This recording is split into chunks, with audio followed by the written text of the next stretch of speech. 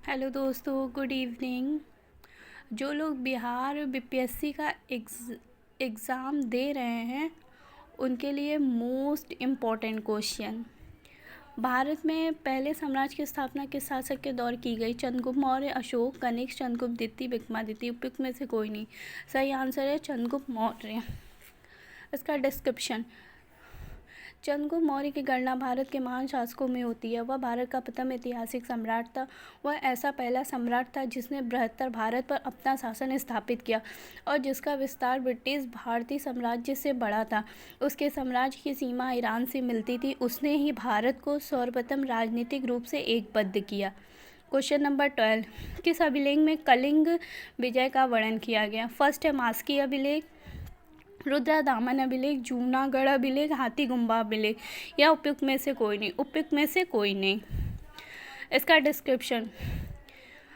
अशोक की कलिंग विजय का उल्लेख अशोक के 13वें बृहत शिलालेख से प्राप्त होता है। हाथी गुम्फा अभिलेख चेंदी राजा खारवेल की आत्मकथात्मक स्तुति है। यह गुफा भुवनेश्वर के पास उदयगिरी पहाड़ियों में स्थित है। Question number 13।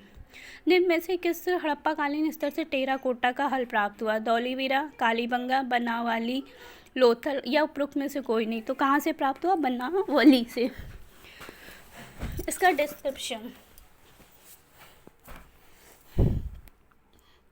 हरियाणा के फतेहाबाद जिले में स्थित बनावाली से टेराकोटा का हल प्राप्त हुआ। Question number 14। निम्न में से किस हड़प्पन नगर में जुते हुए खेतों का निशान मिला? कालीबंगा, धौलीवीरा, मोहनजोदड़ो, लोथल। किससे मिला? कालीबंगा से। हरियाणा के फतेहाबाद जिले में स्थित बनावाली से पक्की मिट्टी की बनी हुई हल्की प्राकृतिक मिली। खंभात की खाड़ी भोगवा नदी के किनारे के निकट स्थित लोथल से गोदीवाड़ा के साक्ष्य मिले। राजस्थान के हनुमानगढ़ जिले में घग्गर नदी के किनारे स्थित कालीबंगा से जुते हुए खेत के साक्ष्य मिले। गुजरात के धौलीवीरा से हड़प्पा लिपि के बड़े आकार के 10 चिन्हों वाला एक शिलापट्ट मिला। निम्नलिखित में से कौन हड़प्पा और मोहनजोदड़ो के उत्खनन से संबंधित नहीं है? R.D. बनर्जी, M.S. वस, K.N. दीक्षित, B.A. स्मिथ। सही आंसर है B.A. स्मिथ। इसका डिस्क्रिप्शन। सन 1921 में दयाराम सैनी ने हड़प्पा का बृहद स्तर पर उत्खनन कार्य प्रारंभ किया। वर्ष 1926 से 27 से वर्ष 1933-34 में माधोस रूप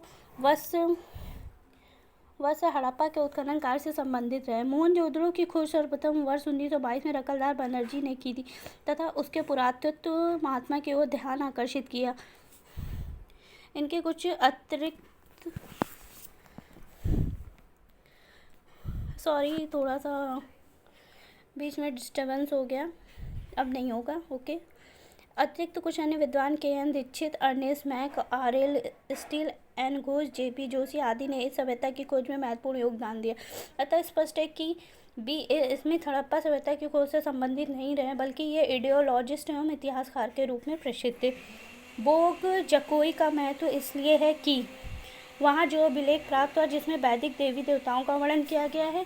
मध्य एशिया एवं तिब्बत के चीन का एक महत्वपूर्ण व्यापारिक केंद्र माना जाता है।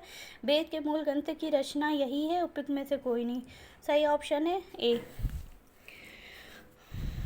बोगा कोई। एशिया माइनर से 14वीं शताब्दी ईसा पूर्व के कुछ अभिलेख मिले। इस अभिलेख में ऐसे राजाओं का उल्लेख किया जाता है जिनमें नाम आर्यों जैसे जो संधियों के साक्ष्यों तथा रक्षा के लिए इंद्र, मित्र, वरुण और नास्य देवताओं का आहन करते हैं।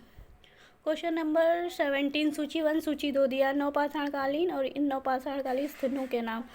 उत्तरनूर, चिरात, गुफकराल, पायमपल्ली।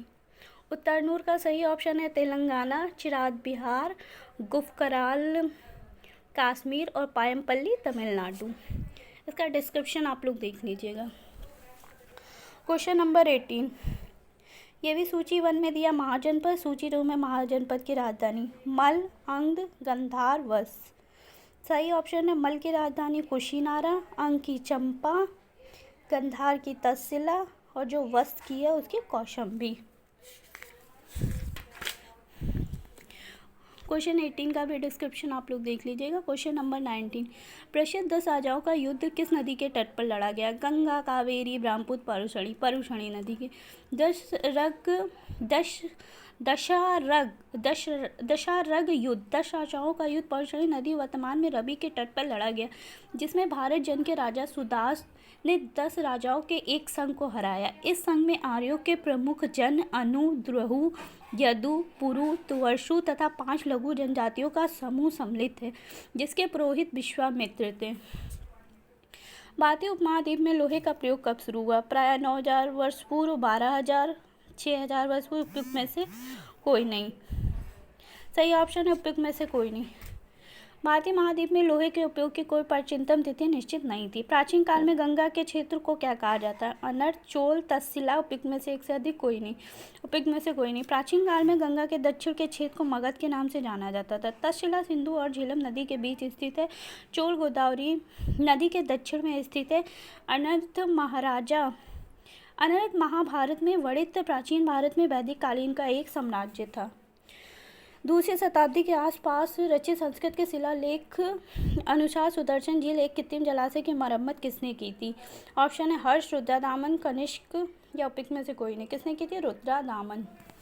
इसका डिस्क्रिप्शन, रुद्रदामन 130 ईस्वी से 150 ईस्वी का जूनागढ़ अभिलेख गुजरात में गिरनार पर्वत पर प्राप्त हुआ। ब्राह्मी लिपि में उत्कीर्ण संस्कृत भाषा का यह अभिलेख अब तक प्राप्त संस्कृत अभिलेखों में सर्वाधिक प्राचीन है। इस अभिलेख में सुदर्शन झील के बाद पुनर्निर्माण की सूचना प्राप्त होती है। झांसी के पास देवगढ़ का मंदिर और इलाहाबाद के पास गढ़वा मंदिर में बनी मूर्तियाँ किस कला के महत्वपूर्ण अवशेष हैं?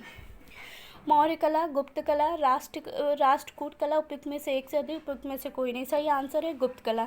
देवगढ़ का दशावतार मंदिर, जो वर्तमान में उत्तर प्रदेश के ललितपुर जिले में अवस्थित है, यह गुप्तकालीन मंदिर है। वहीं इलाहाबाद प्रयागराज में गढ़वा किले में निर्मित गढ़वा मंदिर भी गुप्तकालीन है। क्वेश्चन नंबर 24, ऋग्वेद का कौन सा मंडल पूर्णतः सोम को समर्पित है? 7वां मंडल, 8वां मंडल, 10वां मंडल, 9वां मंडल। ऋग्वेद में कुल 10 मंडल हैं। 9वां मंडल के सभी 114 सूक्तियाँ सोम को समर्पित है। सोम के आर्यों का मुख्य पेय था, जिसमें मज्जुवंत चोटी से प्राप्त किया जाता है। ऋग्वेद के 10वें मंडल में चारों वर्णों की उत्पत्ति का उल्लेख होता है। क्वेश्चन नंबर 25, ऋग्वेद संहिता का 9वां मंडल पूर्णतः किसको समर्पित है? इंद्र और उनका हाथी, वर्षी और स्वर्ग, पौधों और जड़ी बूटियों से संबंधित देवतागण, सोम और इस पेय पर नामकृत देवता। सोम और इस पेय का नामांकित देवता। धन्यवाद। इसी तरह 25 के आगे हम फिर से क्वेश्चन कंटिन्यू करेंगे। Thank you.